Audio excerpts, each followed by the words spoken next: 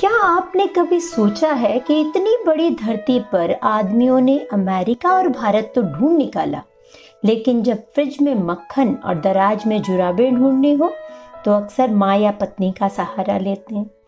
वहीं बात करें औरतों की तो अपनी पति की शर्ट पर एक सुनहरे बाल को 20 फुट की दूरी से देख लेती हैं। पर यही पैनी निगाहें तब नाकाम हो जाती हैं जब गाड़ी बैक करके गैरेज में लगाते वक्त दीवार पर ठोक देती हैं।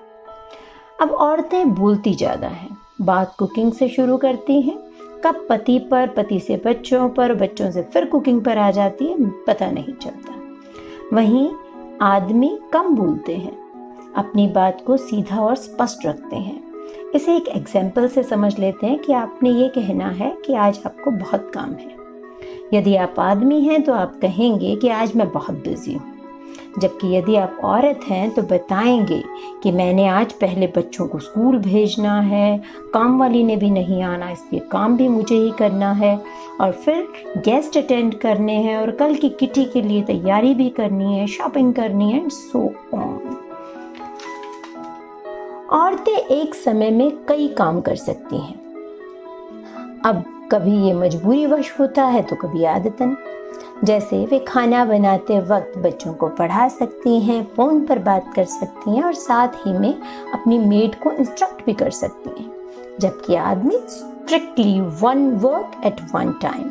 यदि वे ड्राइव कर रहे हैं तो मजाल है कि आप चूं भी कर लें, वहीं चिल्लाकर कहेंगे देख नहीं रही हो ड्राइविंग कर रहा हूँ, क्यों डिस्टर्ब किया है, गाड़ी छूट जाएगी। इन सब अजीबो गरीब बातों के पीछे कारण ढूंढने की कोशिश की है एलन और बारबरा पीज ने अपनी किताब Why Don't Men Listen and Women Understand में।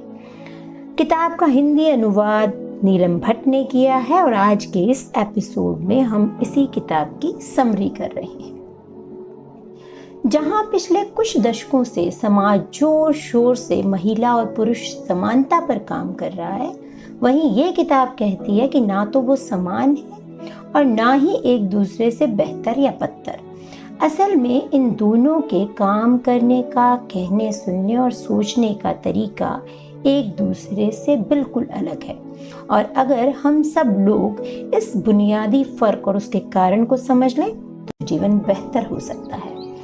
एलन और बारबरा समझाते हैं कि हमारे हार्मोन्स, हमारे ब्रेन के स्ट्रक्चर और हमारी जेनेटिक मेमोरीज हमारी पर्सनैलिटी का 85% तक डिसाइड कर देती हैं। परिवार, स्कूल और समाज का कंट्रीब्यूशन मात्र 15% ही होता है। उनके शब्दों में यदि मैं कहूँ तो वो कहते हैं कि we take birth with our pre-packaged operating system with specific software and hardware. So अगली बार जब भी किसी से बात करें या गिला करें तो इस बात को ध्यान में रखा जा सकता है। चलिए छोड़िए, एक बार फिर से स्त्री और पुरुष वाले मुद्दे पर ही आते हैं। तो कहानी वहां से शुरू होती है जब हम जंगल में रहते थे।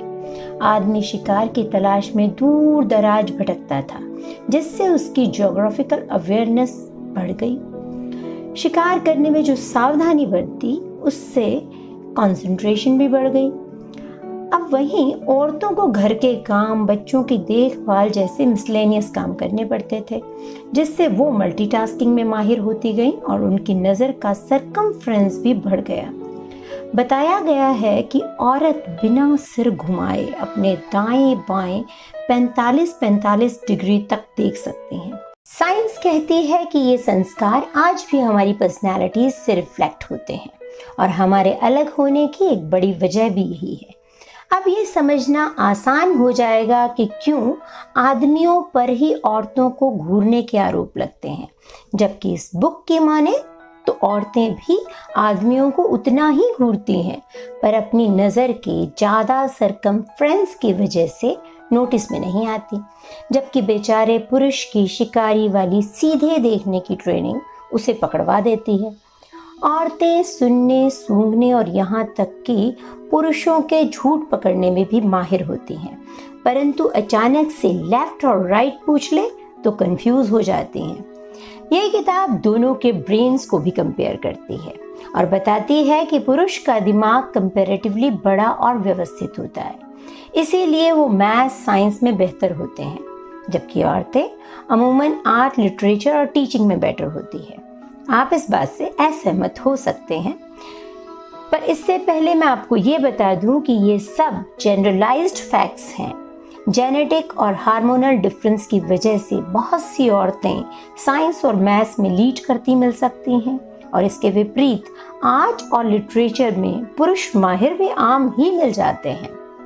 मॉडर्न लाइफस्टाइल का एक नेचुरल गिफ्ट है स्ट्रेस। स्ट्रेस झेलने का दोनों का तरीका भी अलग अलग है। अब एक स्ट्रेस्ड आदमी गंभीर और चुप हो जाता है, शराब पीता है, जबकि औरतें चॉकलेट खाती हैं, शॉपिंग करते हैं।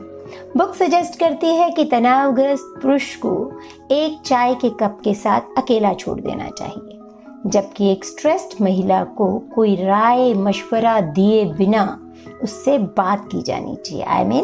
उसे सिर्फ सुना जाना चाहिए, या फिर उसे आउटिंग या शॉपिंग पर ले जाना चाहिए।